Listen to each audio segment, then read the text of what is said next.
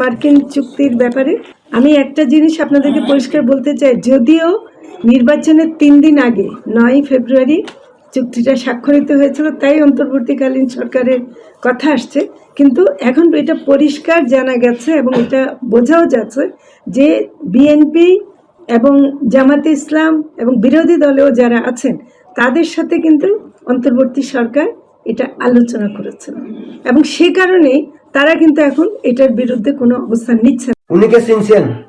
উনি সেই অন্তর্বর্তীকালীন সরকার নোবেল বিজয়ী সুৎকুর মহাজন ডক্টর ইউনূসের স্বাস্থ্য উপদেষ্টা, যার কারণে আজকে বাংলাদেশে হাম মহামারী রূপ ধারণ করছে, যার কারণে বাংলাদেশে 450-র কাছাকাছি শিশু হামে আক্রান্ত হয়ে মারা গেছে, যার কারণে বাংলাদেশে 60,000 শিশু হামে আক্রান্ত হওয়ার ঝুঁকিতে আছে সেই স্বাস্থ্য উপদেষ্টা সুৎকুর মহাজন ডক্টর ইউনূসের।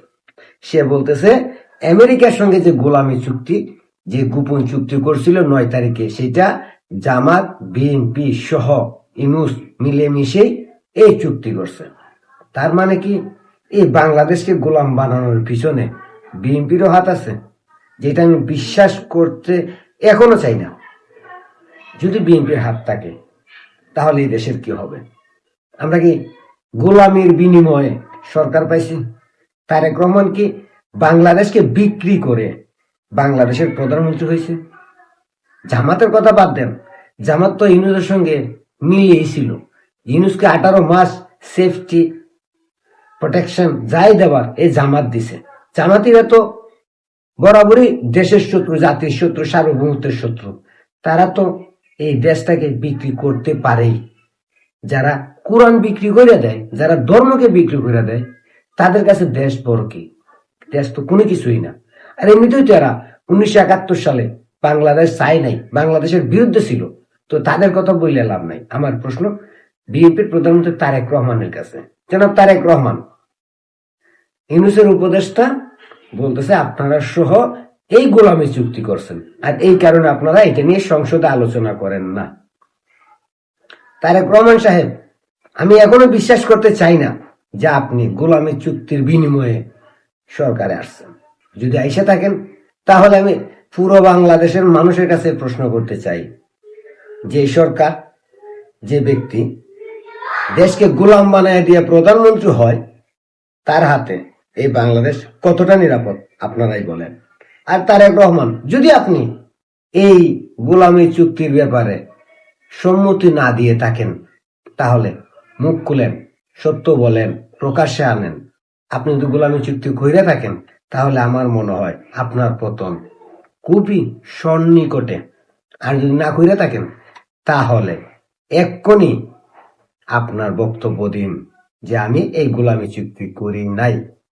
কারণ এই গোলামি চুক্তির সঙ্গে যদি আপনার সরাসরি কোনো সম্পর্ক থাকে তাহলে আমি 100% গ্যারান্টি দিয়ে বলতে পারি, বিএনপির যেসব নেতা কর্মী আছে তাদের মধ্যে 70% মানুষ আপনার পিছন থেকে সরে যাবে।